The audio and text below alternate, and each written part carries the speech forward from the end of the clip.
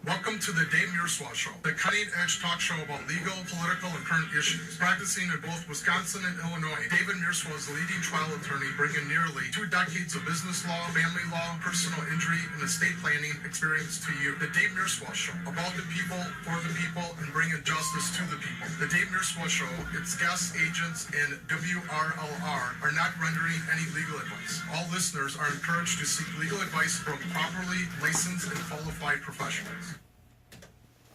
Welcome to the Dave Mierswa Show. I hope everyone is having a great Sunday out there. Once again, it is 12 noon. You know what time that is. It's time for Dave Mierswa. I'm your host, attorney Dave Mierswa. I've been an attorney for about 20 years now. And it is my pleasure to bring you my show, which is a cutting-edge talk show on social, political, and legal issues. So I hope everyone is taking a little time off out there. Hopefully you're just starting some beverages, some spirits, and some food out there. And I want to kick the show off here by saying that my heart goes out to all the victims in Florida. And I'm going to keep the politics out of it. And my heart goes out to all the families and anyone involved with that. I guess it was just a horrific scene there. And, once again, people are going to start to always put their opinion forward on as to what happened. And I guess the father of the person that perpetrated this outrageous act was stating one opinion and all that. But anyway, I'm not going to talk about that today. I may cover that next week on my next radio show. But anyway, all the victims and their families and everyone in that community are in my thought and prayers right now. So not to kind of talk about that topic, but today I have another topic that it's kind of off key a little bit that most people don't think about. And before I get into my topic today, let me get my shout outs out of the way here. As I do at the beginning of all my shows, I always like to highlight there's 2 animal rescue places that are near and dear to my heart. And the first one is Reach Rescue. It's a non-for-profit located in Mundelein, Illinois. And the cool thing about that is they have an adoption center. So please, I beg you, if you are looking at getting a cat or a dog, and do not go to these breeders, please save an animal from the shelter. I can't say that enough. There are so many animals that need a forever home. If you're an animal lover, you got that, the forever home. And so contact them. Another thing about Reach Rescue is they have a resale shop that is right next door to the adoption center. So if you have any stuff that you want to donate and get a tax deduction, or if you are looking at getting some more accumulation of stuff that you need or don't need, whatever, or your college kid needs some stuff, stop over there and buy some stuff as well. So they got some good prices. And then also, again, Save a Pet is located in Grace Lake. And again, they are a phenomenal shelter that is also a non-for-profit. So stop in there today. If you're not doing anything, maybe call them up and see what they need for food and so forth, and maybe take your kids over there and donate. Also, let me give you a couple PSAs here. And the first one is this is a pretty cool thing. Beach Fest 2016, Friday, June 24th through Sunday, June 26, 2016. It is time to get signed up for this. And if you don't know what this is a huge festival, Friday, Saturday, and Sunday. And Beach Fest is at the village of Round Lake Beach. Location, 2007 Civic Center Way, Round Lake Beach, next to the metro station. So this is a really cool opportunity. If you want to volunteer too, you can contact Beach Fest volunteer at rlbccf.org. Okay, that's Beach Fest. Also, on Sunday, June 26th at 7 a.m. until 12 p.m., Antioch is having a pancake breakfast fundraiser. So come out and enjoy pancake breakfast along with the tour of the fire station. The Antioch Firefighters Association will be showcasing the station and equipment used every day by firefighters. Tickets can be purchased the day of the breakfast. Should you need additional information, please contact the Antioch Fire Station at 847-395-5511. 847-395-5511. Okay, those are my shout outs today. And my show is always live, folks. So this is not some kind of canned commercial out there. And last night, I was working diligently. I updated all of my previous shows on YouTube. So check out Dave Mierswa on YouTube, Mierswa. That's Mierswa. And just Google that on YouTube. And then you can sign up underneath my YouTube channel and you can see my handsome face on YouTube. And also, all of my previous shows, if you're looking for an audio version of this, you can listen at law540.com, law540.com. Okay, so I got all my shout outs today. And once again, I just want a little reminder here that it is Sunday, and all of the victims down in Florida and their families and anyone who involved in that in the community down there is in my heart and my thoughts. Okay, so today I wanted to go over, which has, a lot of you have known this for a while, but it really hasn't been discussed. And in my opinion, journalism is dead. Let me say that again. Journalism is dead. The media is so extreme and biased on one way or another, usually divided to the left. And for those listeners that are a little bit young out there, when you hear us say the left, we mean the liberal media that is social progressive. Okay, that's what we mean when we say to the left. When we say to the right, we're mostly talking about conservatives. So, and that's kind of the division along the media. So if you, no doubt today, and I'm not going to get into the politics of the Second Amendment, but just on my way over today, I was listening to a major radio station, and then they started bringing up assault weapons ban and all that stuff again. And of course, that was a biased opinion on what should happen. And they're not just reporting the facts. And so my show today is about the biased tendencies of the media and that journalism is dead. My first audio clip here is Bill Burton, and he talks about Fox News bias. So I'm a big fan of Fox News, but I know that they are biased, towards the right. CNBC is biased towards the left, no doubt about it. But lately, there's also new phenomena that they'll do anything for the ratings. So a lot of these media have become entertainment channels.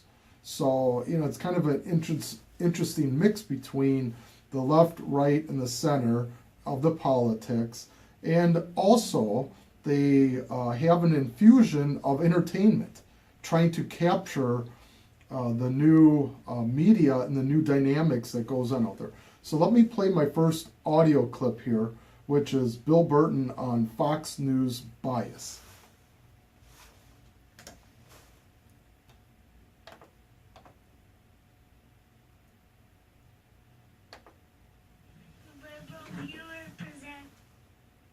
So So if you've watched my previous videos, you know how Fox News, the McCain campaign, and the Drudge Report have worked together to drum up these fake news controversies to further McCain talking points, which is exactly what happened yesterday when Fox News promoted the Drudge Report's mischaracterization of an old Obama radio interview and hyped it as breaking news, as you can see in this clip. Fox News Alert Live look there at Cleveland, Ohio, where John McCain is expected to take to this microphone any moment now, and we expect, among other things, that he is going to hit on this Obama 2001 radio interview we played a short time ago, and that just became public, at least just made the circulation publicly in terms of the national television stations. Of course, Obama's 2001 interview has been publicly available on the website of a Chicago radio station for years, and in that interview, Obama never even said the phrase redistributing wealth, as Fox misquotes in that chyron. But even worse, when McCain actually gave the speech Fox was promoting as breaking news, McCain never even mentioned Obama's 2001 radio interview, while Fox News just kept putting up those chyrons claiming the 2001 interview was the topic of McCain's remarks, and even that McCain was hitting Obama hard on the bogus redistributing wealth quote. Okay, so that was a short audio clip that Fox News has been accused of producing or reinventing old stories and rehashing them, and then not particularly reporting them with accuracy. That's not my opinion. That is someone else's opinion. And again, a lot of these news agencies have kind of split up to the politics, which it is annoying. I go to the BBC, the British Broadcasting Corporation, and I get my real news from there. And I really like their website because it really gives me a snapshot of what's going on around the world. And one of the things that really drives me personally crazy is that they don't take a global view of what's going on around the world. In today's world has become so small, and we are so connected with each other, and I literally have friends on Facebook from all around the world, which is pretty cool. And as this radio show goes and grows and grows, I'm sure that I'm going to have listeners from people from all around the United States and hopefully from all around the world. I do know that there's people from other countries that listen to some of the other talk shows and radio shows on WRLR, which is pretty cool. We are online, and you can upload the free listening app for your phone. So make sure you do that. There's no charge for it, and this app is really nice. It's easy to upload on your phone, and then you can listen to me wherever you're at. You don't want to miss the Dave Mierswa show. So, okay. So, talking about the media bias and how they're leaning left or to the right, here is O'Reilly on the O'Reilly factor on NBC bias. Let me get this queued up here.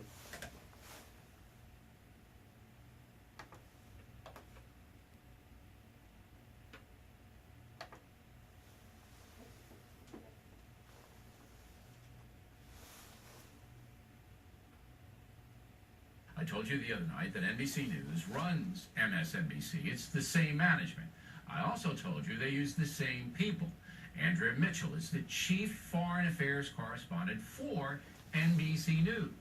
Here's what she said yesterday on MSNBC. I had the advantage or disadvantage, as the case may be, of watching Mitt Romney and Newt Gingrich at the same time on side-by-side screens. It's my job. Someone has to do it.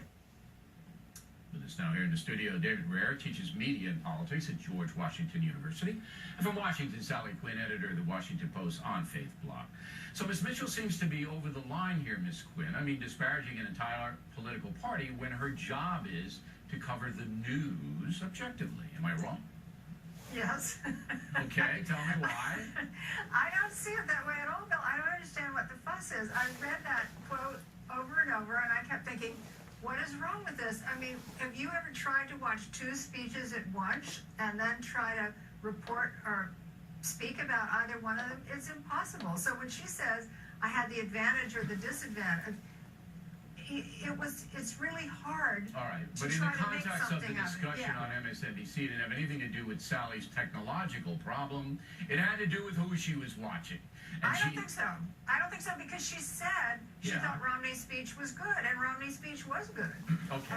So I think that she So you're was. giving and her she the was like, you're giving her the Yeah. beneficial on MSNBC. Yeah. But here's my point, Sally. Let's say that you're correct. I mean, we can't read Miss Mitchell's mind. I want to be fair to her. All right, but let's say you're correct. She should have said that. She should have clarified that. What if Carl Cameron, our main campaign guy, comes on the O'Reilly factor, as he does occasionally, and says, you know what? I had to spend a day covering his Obama people. Somebody has to do it. Come on. Come on. You know what the outcry would be. Even if he was saying, I'm overworked, you got me running around, and, I'm delirious, it would have been taken in an ideological way because that's what the liberal press wants to believe.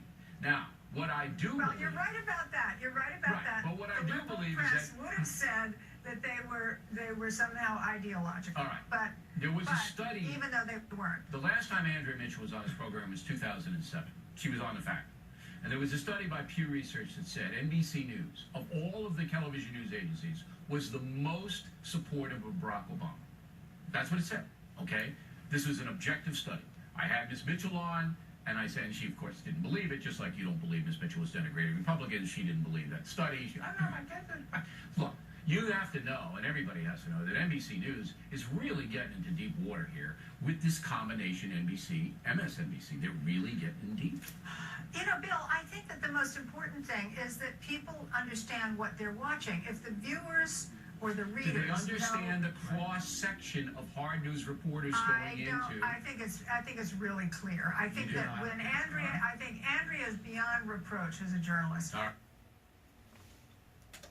Okay, so that was O'Reilly talking about the certain media slant of MSNBC, which, again, I am a common sense conservative, and I also am independent. I take it issue by issue of what's going on out in the world, and I form my opinion after having analyzed what the issue is and what the facts are and the things that I believe in. So I do it issue by issue. Overall, I am a common sense conservative. And I definitely believe in fiscal responsibility.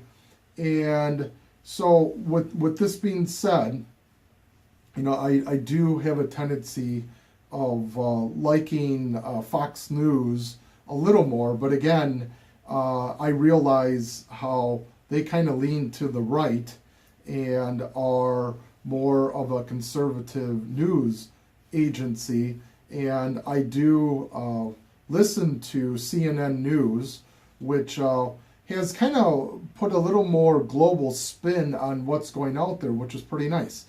And I have a friend actually that works for CNN, and I had long talks with her about 6 months ago, or could be last summer, I forget how long ago, but she came back to Chicago, and we were kind of talking over the format of CNN, and she asked me, what I like about CNN and what I didn't like. What I did like was they did like 1 minute to 2 minutes of what happens globally. I love that a lot, but then on the other hand, there's not enough of a global influence. And again, this American media is all centered around the United States, which really kind of drives me crazy because, as I stated at the beginning of the show, that the global issue and all the things that go on, it is such a finite world now. And that includes terrorism and so forth. So what goes on here in the United States is the same thing that goes on in Paris, goes on in the Middle East, goes on in Japan, and it is so important for Americans not to forget the global aspects of things and not just get drawn into being an American or getting so caught up into American politics. That's why here today I decided to talk about media bias. Okay, and in my opinion, that journalism is just dead. And I have a lot of friends that complain about the media and what they represent, but you got to get over the fact that the media is out to seek ratings. Okay, so that in itself, that journalism, I have several friends that are journalists, and I remember going back to college, and that a lot of the journalism schools, when I went to college, were teaching a neutral position on the topic and basically just trying to get out the facts. Well, all you got to do is pick up any remote control, go to the TV, and you see that it's all about the ratings. And they'll show the murder scene over and over and over and over to get the ratings. And that's the number one goal of the news. Way back when, in the 30s and 40s and 50s, and even during radio, there was really ABC, NBC, and CBS. There were three main competitors. And the news was seen more as a bonus to help not really shore up the ratings, but more as a public service to the public. And it was a public entity. So the service to them was a lot more neutral than it is today. Now, today, you have for-profit TV stations that seek to get the best ratings possible. And I know Fox News has reached out to a pretty big global audience and has had some of the best ratings ever. I know some of the ratings for MSNBC and CNN have dropped over the years. So a real interesting twist on that. And speaking of the Second Amendment, this about a week and a half ago, 2 weeks ago, Katie Couric had a video where she was interviewing some Second Amendment, pro-Second Amendment people. And she put an extra 8 to 12 seconds into the video where it seemed like the questions that she asked weren't answered right away. So it kind of made the Second Amendment people look like they didn't know what they were talking about or look confused. So let me play my next audio clip here.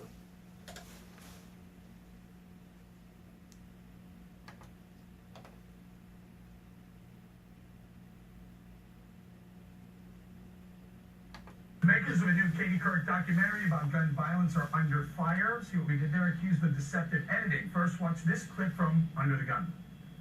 If there are no background checks for gun purchasers, how do you prevent felons or terrorists from purchasing a gun?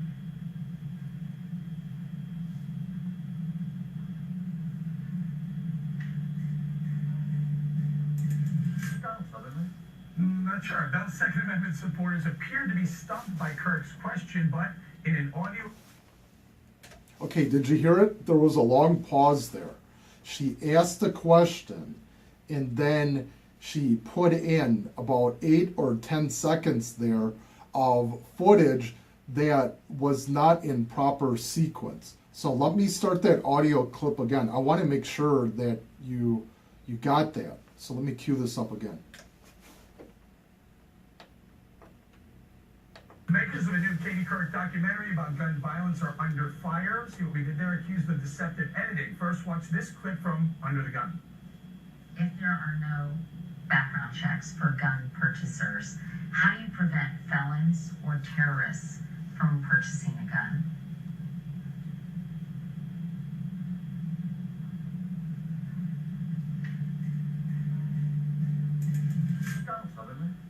Not not sure. Those Second Amendment supporters appeared to be stumped by Kirk's question, but in an audio recording of the full interview, you can hear they answered her question immediately.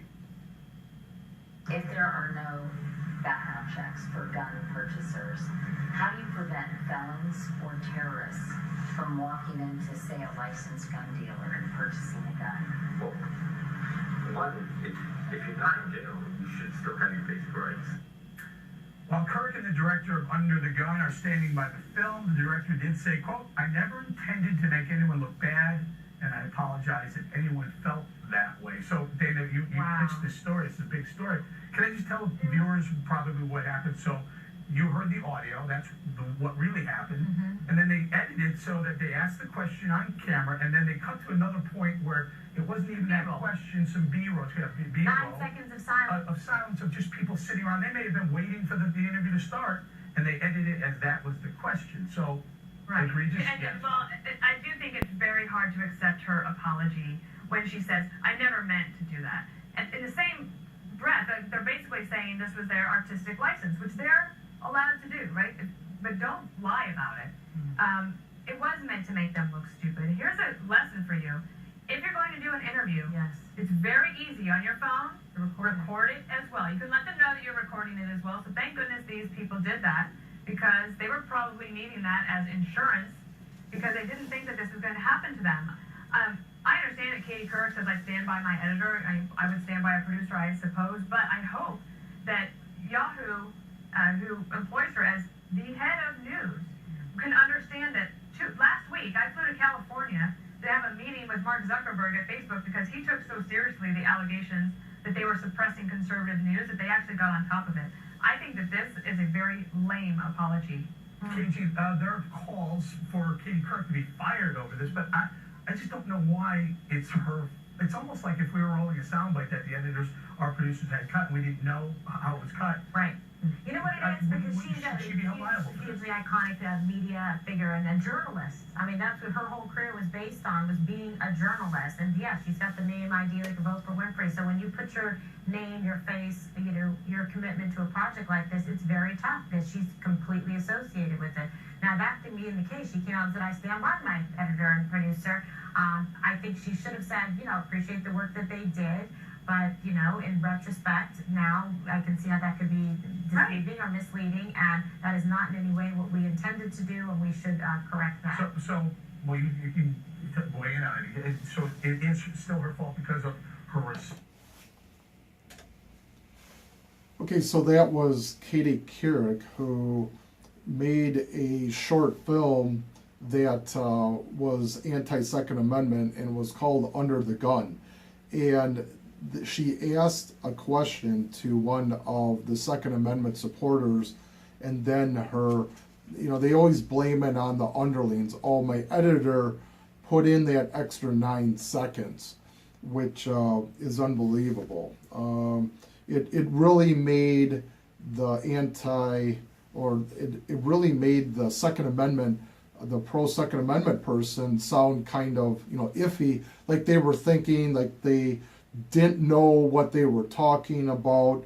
And she actually went on the Today Show, and also she responded to the deceptive editing of this. So I'm going to cut the break here, and then I'll be back in a couple of minutes. So I will continue on after break about the Katie Couric deceptive editing. So hang in there, and I'll be back in a few minutes.